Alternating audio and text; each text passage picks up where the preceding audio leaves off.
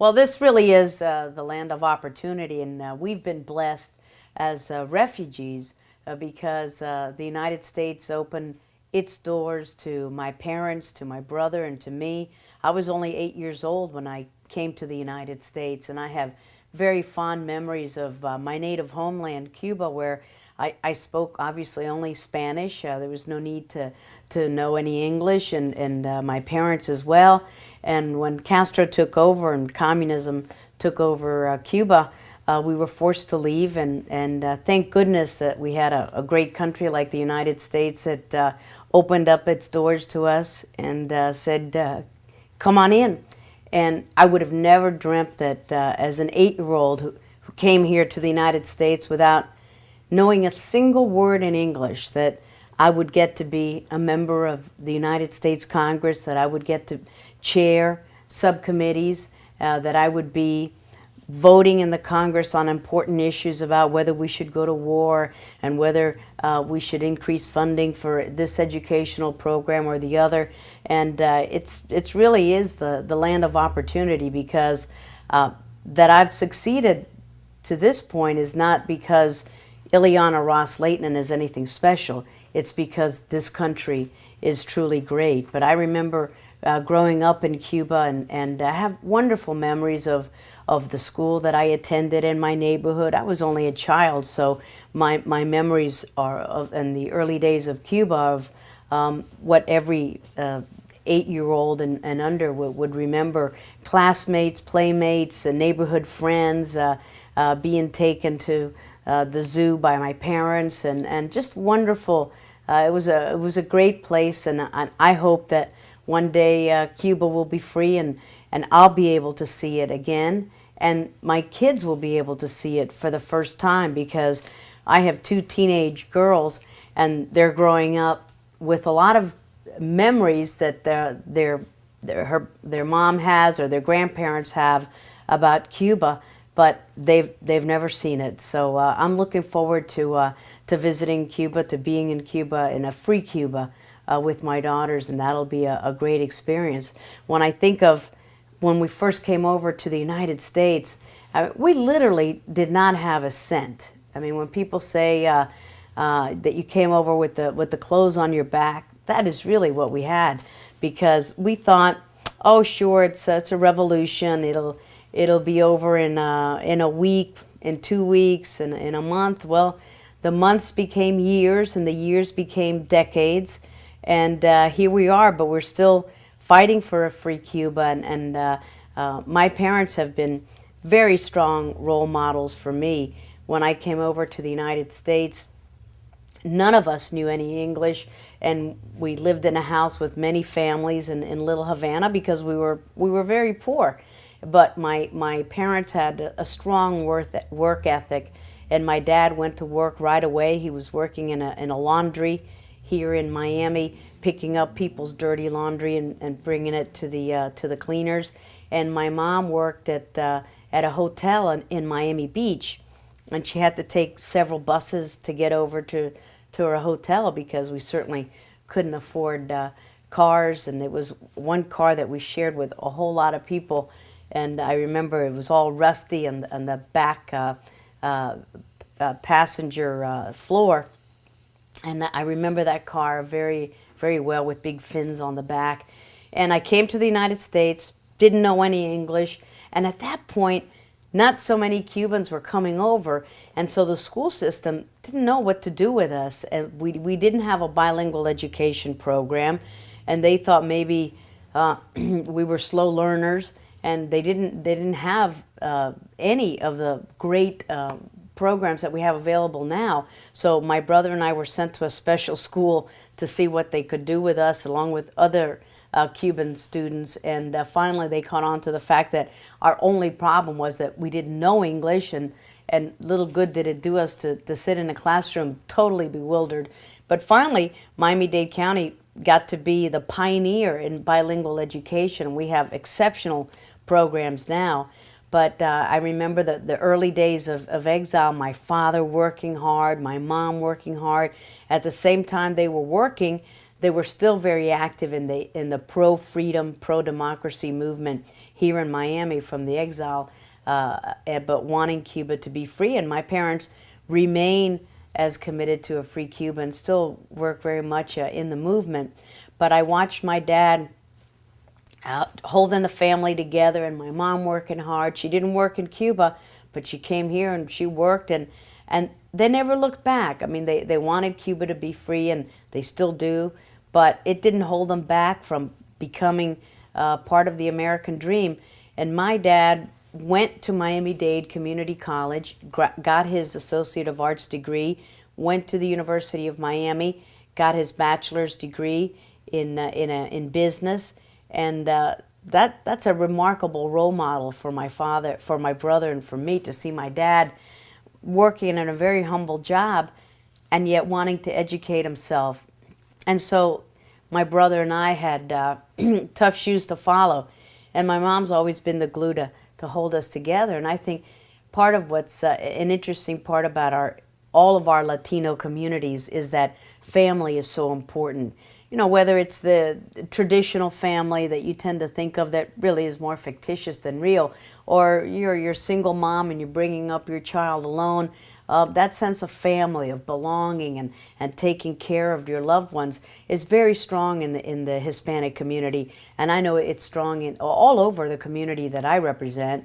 Now I'm a member of Congress representing the very areas where I grew up, Little Havana, and all the areas where I grew up. I went to Southside Elementary School in a very poor section of Miami, and I love going back there. It's a wonderful school. It's got great memories for me because that's where I learned English, and slowly I got to understand English. Wasn't easy, but you do it. And then went to West Miami Junior High School, and I still go back there, and I love that school. And then graduated from Southwest Miami High School. But even in Southwest High School, I was not involved in student government. And if you would have asked me when I was a senior in high school if I ever thought that I would be a member of Congress, I'd say, no way. You know, that's for rich people, or that's for other people. It's not something that I could do. So again, it teaches you that the United States is just a phenomenal place where you can make your dreams come true. And I graduated from Southwest, then I went to Miami-Dade, my dad's alma mater, and Florida International University, where I got my bachelor's and my master's. And then just recently, I finished my doctorate in education at the University of Miami. And so it shows you that you're never too old to learn. And that's why my dad has been a good role model. He taught me that no matter how busy you are, you can improve your education and you can get ahead, and it's something I've always wanted to do. So now I'm Dr. Ros-Lethinen. But my daughters are continuing in the path of their grandparents, studying hard and working hard, and they make us proud each and every day. And I have two stepkids. One of them is a girl, Catherine. She's a police officer in Maryland. And my stepson is a Marine officer. He's served in Iraq, and we're very proud of his service as well to our country. And my husband is a Vietnam veteran, so we know the sense of patriotism and of giving back to this country, everything that it's given to us. So I'm very proud to be the first Hispanic woman elected in Congress, and I didn't even know that I was the first Hispanic woman until I actually won, because I figured there's no way. When somebody told me that I said, there must have been others before me. So I was quite surprised when I heard that, and it's a great honor that now we have 7 and growing Hispanic women in Congress.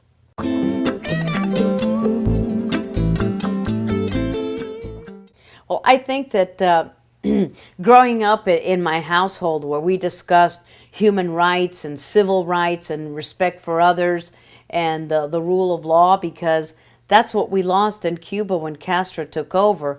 And so when we got here and we saw so many of the injustices, for example, the discrimination against African Americans, not being able to sit at drugstores, soda shops, and not being able to use the same bathrooms, and not being integrated in our school system, and that's quite a shock when you first see that. But I think that for me, it wove all of the same aspirations that we had as a Cuban exile community of wanting freedom and democracy and equal rights, and we want it not just in Cuba, but we want it everywhere. And I'm so pleased to see the evolution of this great country that has afforded equal rights to women and equal rights to African Americans and to Hispanics, and we're part of this terrific fabric that makes America a very strong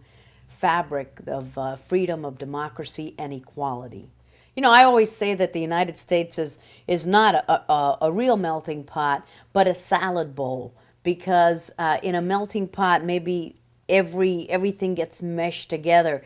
And the great thing about a salad bowl is that although it's all in one bowl and all the ingredients go together, each one has its distinct flavor. You've got the onion and the tomato and the different kinds of lettuce and all kinds of bacon bits and whatever you add to it. Each one has its own flavor, and that's part of the fabric of the United States. And here in our South Florida community, I've been blessed, and I really do feel blessed to have represented in all the years that I've been in office various sections of that great fabric. I've represented a huge section of African Americans who've been here for many generations. I've represented Haitian Americans who literally got off the boat maybe last week. I've represented Nicaraguans who fled from the Sandinista regime. I represent people from everywhere, Italians and Germans and people from Africa. We're getting an increasing number of Africans coming to the United States, and a lot of people from Israel as well. So whether it's the Middle East or Africa or you name it, I get to see people and get to experience that flavor that they bring to the salad bowl. And we are a diverse community, we're a diverse country, and we've got to celebrate our diversity. At the same time, what unites us is the love of freedom and the love of this country. One of the unique things about my life is that I met my husband while we were both state legislators, and we made history because it was the first time in Florida history that two sitting legislators got married. I was a Republican, he was a Democrat at the time. I changed him over later, but we served together in the Florida House, never happened before, and then we both ran for the Senate at the same time, for the Florida State Senate, and we both got elected at the same time. So that was unique. It's the first time in Florida history since that has ever happened. So he went off to become a U.S. attorney, and now he's in private practice. But that was an interesting chapter of our lives, and we've been married now over 20 years.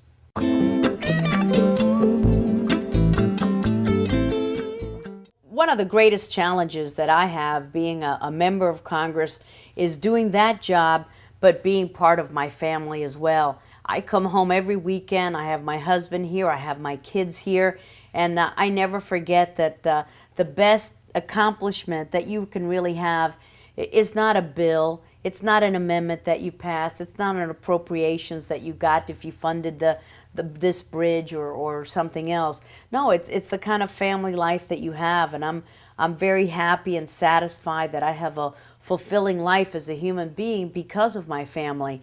But it's not easy. It really is not.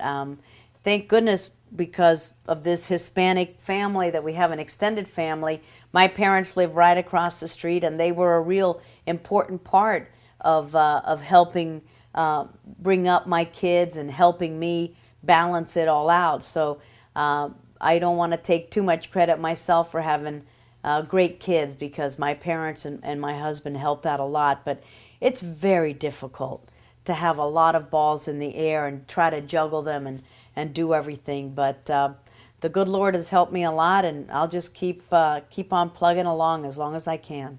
The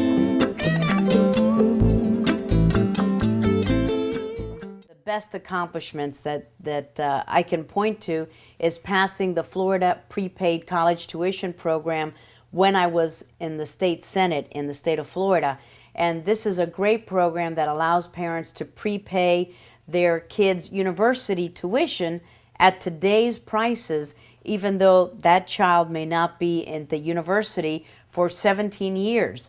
And as we know, college education tuition is going up at least 7% every year. So this is a phenomenal program. It's the best program in the country.